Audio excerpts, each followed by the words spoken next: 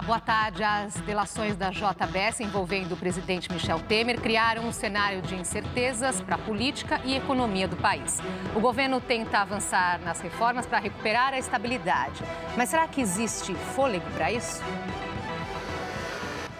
As máquinas que cortam os vidros nesta empresa de Guarulhos, na Grande São Paulo, foram compradas em dólar. O custo da matéria-prima também é atrelado à moeda americana. Com a cotação em alta por causa da crise política, quem precisar trocar o vidro de casa corre risco de gastar mais. O futuro da economia está meio embaçado.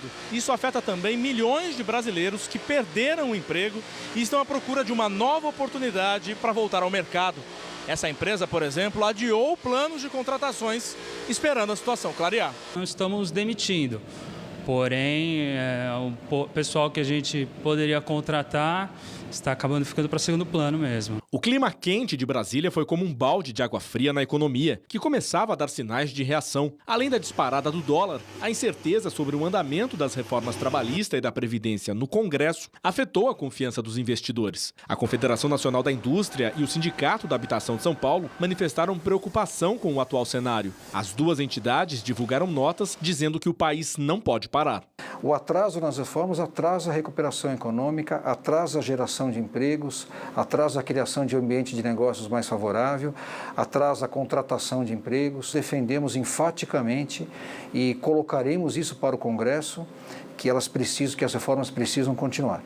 O secretário de Previdência, Marcelo Caetano, procurou tranquilizar o mercado. Disse que a reforma da Previdência é uma questão de Estado, não de governo, e que será aprovada. Para este professor de economia, se a crise política não tiver uma solução rápida, o ano pode ser considerado perdido. Nós já temos que pensar no ano de 2018, que nós faremos em 2018. É bom frisar o seguinte, que mesmo que essas reformas passem, o resultado dela ainda demorará alguns meses para começar a fazer efeito. A própria redução da taxa de juros já demora de 4 a 6 meses para fazer efeito. Então imagine reformas tão contundentes como a da Previdência e a trabalhista, né? Então nós temos que esperar e resolver o mais rápido possível essa crise. E para falar sobre o atual momento econômico, recebemos o economista Antônio Corrêa de Lacerda, professor da PUC São Paulo, e o economista Roberto Troster. Você pode participar da nossa conversa, mandando suas perguntas e comentários. Pode ser pelo Facebook e também pelo nosso Twitter. Os endereços estão aí na sua tela. Boa tarde. Obrigada por terem aceitado o nosso convite. Obrigado pelo convite. Essa é a percepção, né, geral, que estávamos em um processo de retomada da economia, e, no entanto, agora, né, os especialistas ouvidos aí na reportagem colocaram que veio como um balde de água fria. Vai, de fato, adiar essa retomada? Primeiro, Andressa, eu não vejo que estávamos numa retomada, não, tá? Foram 2 anos de crise muito profunda e havia alguns sinais, né, de estabilização dessa crise, ou seja, nós paramos de cair e alguns indicadores apontavam para o início de um processo de crescimento. Mas, no melhor dos casos, você vê que as melhores estimativas antes dessa crise recente da JBS era de um crescimento de 0,5% esse ano, né? 0,5% apenas, depois de ter caído no acumulado 7,2%. 2015, 2016. Então, é bom a gente qualificar isso. Então, quando o presidente diz havíamos saído do poço, não é bem assim, ainda talvez não. Começando a sair. Não, agora eu concordo, Lacerda. Agora é o seguinte, sinais que... agora, só concluindo. Então, é o seguinte, a crise complica esse quadro, a crise de JBS, claro, complica, porque aumenta a incerteza, né? Agora, eu vejo o seguinte, quer dizer, nós estamos vivendo, a meu ver, a autópsia do governo Temer. O governo Temer politicamente está acabado. A meu ver, não tem a menor condição de conduzir as reformas. O que tem um lado positivo, essas reformas impostas, na calada da noite, sabe? Preservando privilégios de quem não deveria estar lá com privilégios, tem pouca sustentabilidade. Eu concordo com ele, quer dizer, os sinais que se fala, primeiro o emprego, quando teve aquela geração de emprego dos 35 mil postos, que é um número pequeno, o presidente veio a público, aí no mês seguinte caiu pela metade e nada, aí voltou. Aí no acumulado, o desemprego continua aumentando e o PIB só aumentou, o ICB do Banco Central, dessazonalizado, quer dizer, então os números não eram tão fortes. 2, as projeções de crescimento investimento caíram desde que o governo entrou no país, assumiu. Você tem o seguinte, que enfrentou bem algumas coisas, mas outras coisas, por exemplo, a crise de crédito. A Selic baixou, mas os juros para o tomador final, que é o juro relevante, continua lá em cima. Continua alto, quer dizer, esse freio grande você tem hoje, mais da metade das empresas tem anotações de atraso. Então, o que acontece? Não conseguem financiamento, fornecedores, como eles têm o nome sujo, não dão matéria-prima, tem que comprar à vista, tem que vender à vista, tem que reduzir estoques e, às vezes, tem que mandar a gente embora. São 14 milhões de desempregados, quer dizer, e no emprego ninguém, como o Lacerda bem lembrou, ninguém esperava grandes mudanças, primeiro. Segundo, eu acho que hoje as sociedades, geralmente os empresários são muito ciclotímicos, né? Quando está bem, está muito bem. Quando está mal, está muito mal. É um susto, atrapalha, mas eu acho que o país continua, apesar dessa turbulência em Brasília. Se a gente vê o impacto em dólar, bolsa, risco Brasil, foi muito baixo. Mesmo que eles falaram que o dólar disparou, mas está bem mais abaixo do que estava quando eles assumiram. Mas o governo coloca aí, o país não pode parar, temos que continuar exatamente avançando com as reformas, mas há clima para isso? O que eu quero dizer é preciso, então, resolver primeiro essa crise política para depois dar continuidade ao que estava iniciando aí, dessa retomada econômica? O quanto que uma coisa é atrelada à outra? A meu ver, o enfoque sobre as reformas tem que ser redimensionado, ou seja, é preciso, principalmente com relação à Previdência, mais transparência no debate, é preciso menos privilégios, né? Então, em busca de acordos políticos, se preservou alguns privilégios. Não dá, você faz uma reforma para valer ou não faz. Então, eu vejo que é um lado positivo, que você pode recolocar a agenda dessas pretensas reformas de uma outra maneira, quer dizer, dialogando, não dá para enfiar goela abaixo, né, esse tipo de reforma. Segundo ponto, é que eu tenho uma concordância com o Troster, não dá para tratar a política monetária só com Selic. O Selic é importante, claro, tem que acelerar a queda. Agora, o crédito está travado no Brasil, né? Nós não temos uma política industrial, né? Nós não temos uma política, a única meta que nós temos hoje é a meta de inflação, né? E a segunda meta é uma meta de superávit primário, né? Isso já vem de longa data. Mas nesse governo, governo Temer, a agenda de política industrial, política de desenvolvimento saiu, né? Então não dá, você tem que tratar crédito. Aí você é o seguinte, você amarra os bancos públicos e não induz o setor privado a conceder crédito, o que acontece? A economia para, né? Com nível de desemprego elevado, com grau de incerteza. Então, existem vários outros pontos que estão, inclusive, fora da agenda, que podem e devem ser atacados. Eu acho que assim, o país continua. Eu acho que independentemente da turbulência política, você continua avançando. As duas reformas, tanto Previdência como a trabalhista, têm efeitos de longo prazo. Nesse sentido, há outras reformas importantes, como a do judiciário, as políticas industriais que o Lacerda bem levantou, que não estão sequer na agenda. São medidas de longo prazo. Quer dizer, eu acho que o grande mérito do governo Temer é ter trazido a discussão das agendas para a linha de frente. Agora, no curto prazo, a gestão é ruim. Quer dizer, se o país ia crescer 1% quando ele assumiu, 1,3%, e agora a projeção é que vai crescer 0,5%, de 0,2% e 0,7%, quer dizer, não fez o necessário. Estamos tendo uma super safra, o cenário externo, preços de commodities em alta. Somos tão sortudos que todos os preços das commodities subiram, menos do trigo que o Brasil importa. Quer dizer, até nisso Deus é brasileiro. As pessoas já estão participando aqui da nossa conversa. O José Marques, via Facebook, ele fala, se tem hoje algum empresário estrangeiro querendo investir no Brasil, será que ele deve ter a mesma índole dos nossos governantes? Ninguém com boas intenções acredita num país como o nosso. Ele está pessimista demais, professor? Eu acho que ele, usando lá o Nelson Rodrigues, está um pouco com complexo de vira-lata, com todo o respeito a ele. Veja, temos problemas, não há dúvidas. Outro dia eu conversava, até por dever profissional, com um investidor estrangeiro. E ele me dizia o seguinte, olha, o Brasil tem problemas, mas vocês resolvem os problemas escancarando-os via mídia, via todas as áreas e, na medida do possível, preservando as instituições. Há outros países que têm problemas tão graves quanto e ficam embaixo do tapete. Ele não citou os países, mas a gente pode imaginar quais são. Então, na verdade, quem está investindo no Brasil, primeiro, ele está olhando os próximos 10, 20 anos. Não é quem está comprando uma empresa, abrindo um novo negócio. Sabe que temos problemas, mas ele compara os problemas que nós temos com outros países que têm problemas semelhantes. E também, eu me considero equivocado as pessoas imaginarem o seguinte, não, é que a corrupção hoje é muito grande, antigamente não havia. Não, antigamente, depende do período que nós estamos falando de uma época de censura da mídia, né, onde não havia liberdade de expressão, né? Então, veja, eu não quero aqui quantificar se roubar a mais, roubar a menos. O que eu quero dizer é o seguinte, a corrupção não é obra de uma pessoa, de um partido, cada vez fica mais claro que é um sistema político que precisa ser mudado profundamente através de uma profunda reforma, né? A sociedade brasileira tem estado atenta com relação a isso. Eu acho que é uma evolução, isso também não se muda da noite para o dia.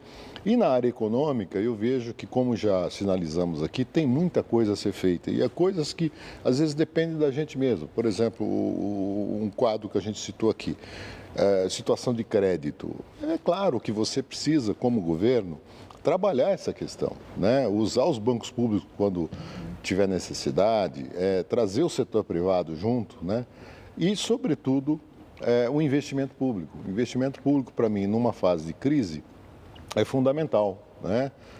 Tem enormes restrições com a aprovação da PEC do teto, né, no ano passado. Isso vai restringir muito nos próximos anos a expansão do investimento, porque se cometeu o erro de considerar gasto público tudo, quer dizer, desde o cafezinho até a construção de infraestrutura está dentro dessa visão equivocada, né, de comparar o orçamento público com o orçamento doméstico. Não, eu só posso gastar o que eu arrecado. E não é assim, quer dizer, em nenhum país do mundo é assim. Eu, assim, primeiro uma discordância, não é banco público, é banco estatal. Todo banco é público. Por quê? Porque banco tem externalidades. Então, se eu falo a luz é pública, por quê? Porque o consumo tem externalidades, quer dizer, o fato de eu... É uma definição técnica.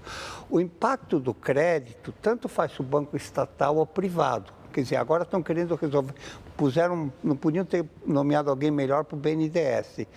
Mas mesmo se ele consiga baratear o crédito total, você continua nos outros, os outros bancos continuam segurando, você não vai resolver o problema.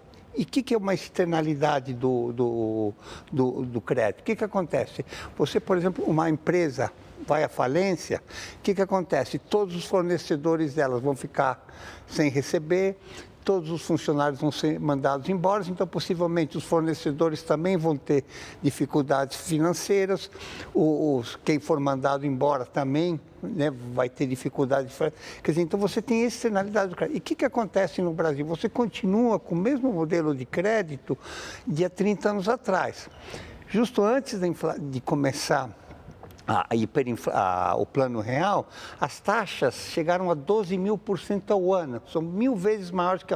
Mas você tinha um sistema que era de curto prazo, 1, 2 dias, você tentava tributar os bancos, né, com exigências de liquidez, você tributava o crédito por conta do ganho inflacionário, e aí você veio para a estabilização e não mudou nada disso. Então nós continuamos com aquele mesmo sistema. É como se, assim, um sistema anacrônico, né? É como se a gente tivesse uma Ferrari com bússola em vez de com GPS, um avião. É o mais caça moderno, mais moderno com uma bússola em vez de um GPS. E várias coisas assim que você pode modernizar. O judiciário no Brasil faz sentido. Nós temos um dos judiciários mais caros do mundo e os processos se demoram décadas. Quer dizer, essa questão de você modernizar o país é o que a gente tem que começar. E qual que deveria, vocês colocaram várias coisas aqui que devem ser olhadas nesse processo, mas qual que deve ser a prioridade agora? Bom, nós estamos numa situação em que você precisa atuar em várias frentes. Nessa questão do crédito, de fato, o banco público ou o banco estatal, como prefere o Troster, numa definição mais precisa, que está correta, é porque o Estado que mantém o controle dessas instituições, elas têm uma função pública, mas é o Estado que as controla. exerce um papel relevante. Ele está correto também quando diz o seguinte, só o banco público não basta. Por quê? No auge do crédito que nós tivemos no Brasil, o BNDES respondeu com um enorme esforço por 18%, 20% da formação bruta de capital, ou seja, o total do investimento. O que significa de 80% tem que vir da área privada.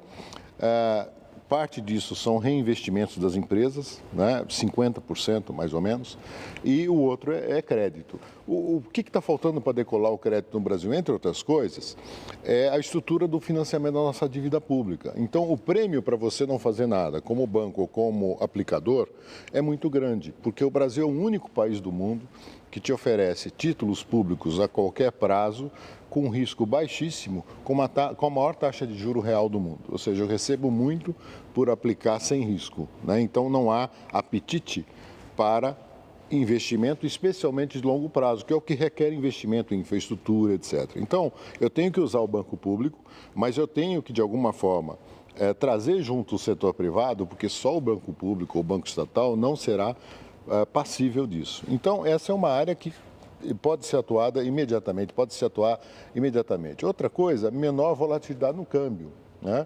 É muito importante que o Banco Central mantenha uma taxa de câmbio competitiva, leia-se desvalorizada, né? Mais tendente a ser desvalorizada, para incentivar não apenas as exportações, mas a produção doméstica, né? Que é um aspecto muito importante. Outra coisa, você tem hoje um grau de inadimplência muito grande na área de impostos, né? Então, é preciso tratar disso também, porque o principal prejudicado disso é a própria arrecadação tributária, né? Então, é preciso repactuar essas dívidas de forma a trazer essa condição mais para frente. E quanto mais claro tiver o cenário, é óbvio que isso vai facilitar a vida das empresas, de quem contrata, de quem investe, né? Então é muito importante. Nós vamos falar sobre esse assunto daqui a pouquinho mesmo, também falar um pouquinho mais sobre a vida do consumidor. A gente volta já.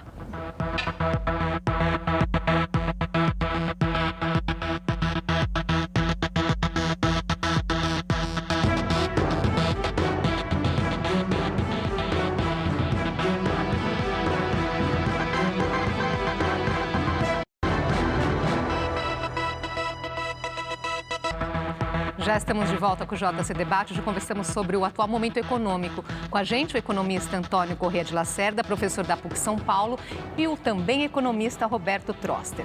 Antes de retomar aqui nossa conversa, eu vou chamar uma reportagem que chama atenção aí para o consumidor. Como é que ele deve agir nesse momento de incertezas?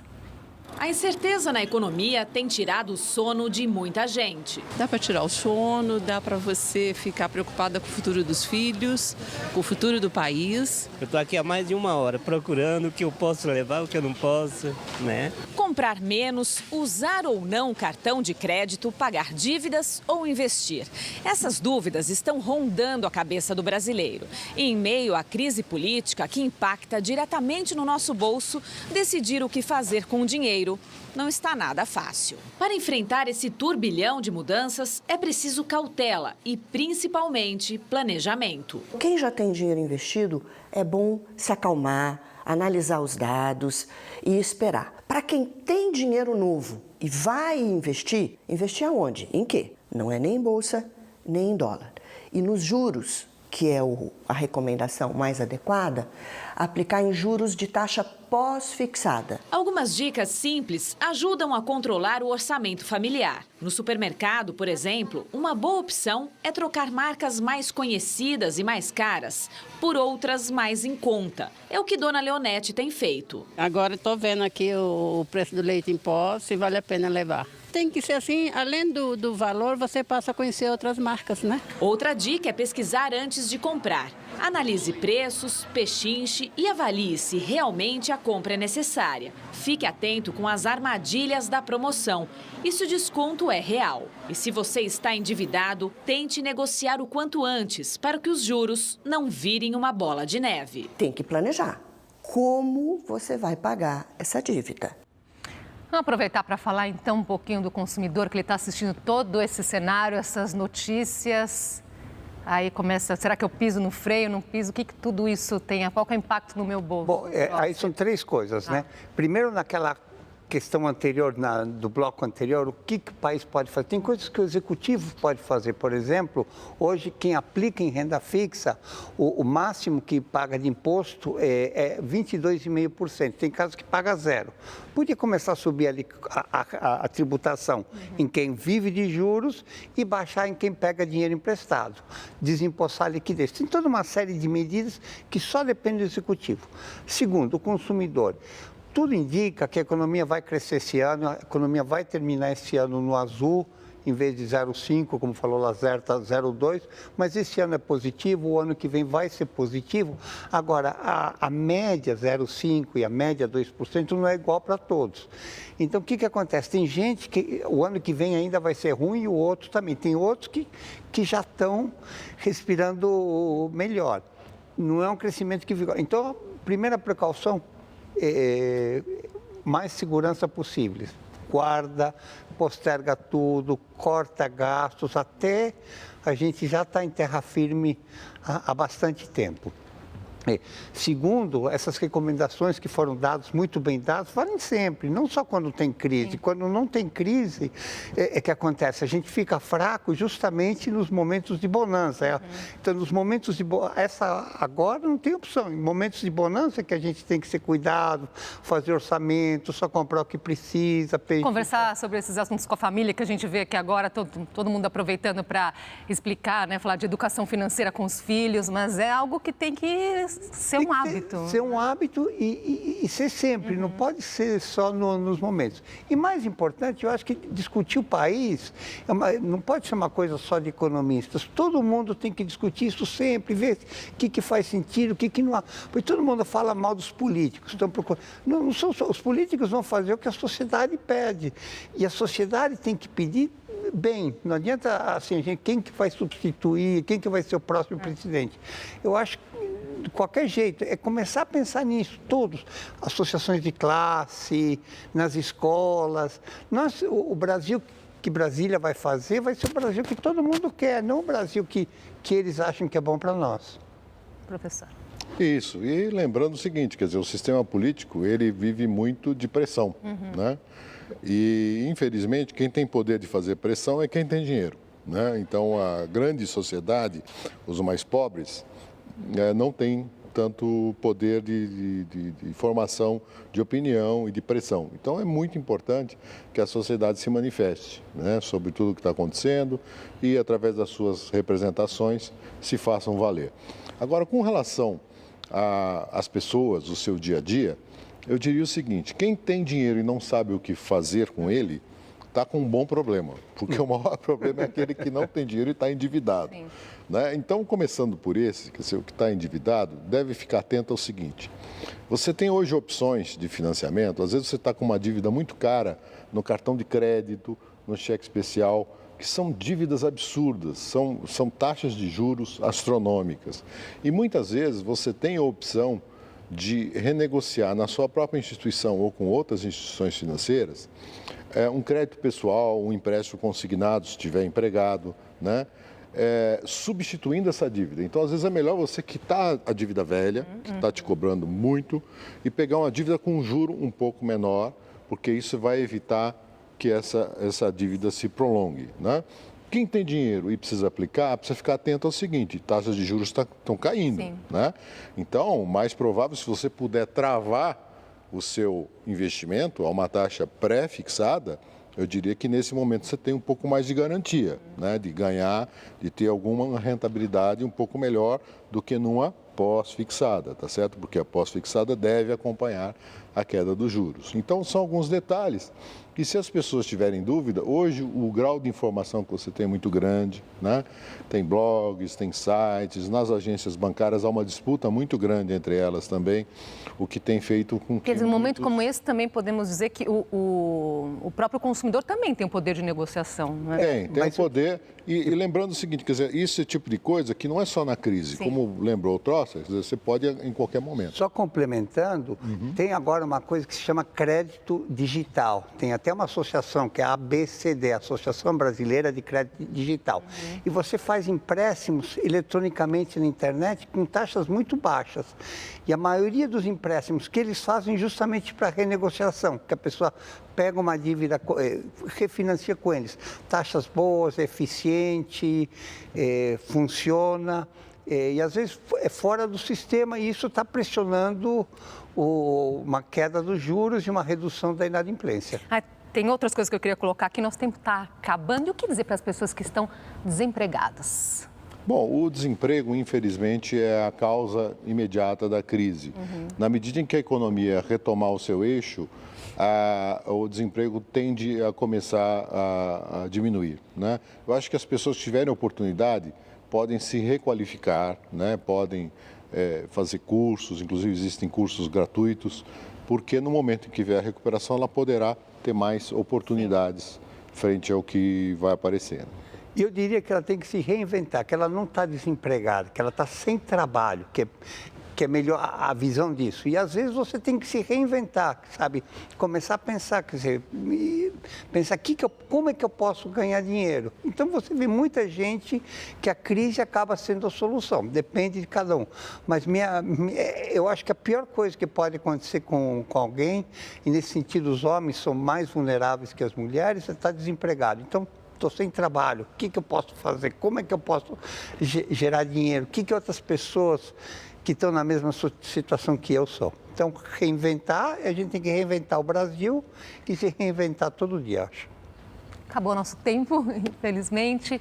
Agradeço muito a participação de vocês hoje aqui com a gente, mais uma vez, e até a próxima oportunidade. Até a próxima, Jéssica. Obrigada pela sua companhia e boa tarde para você.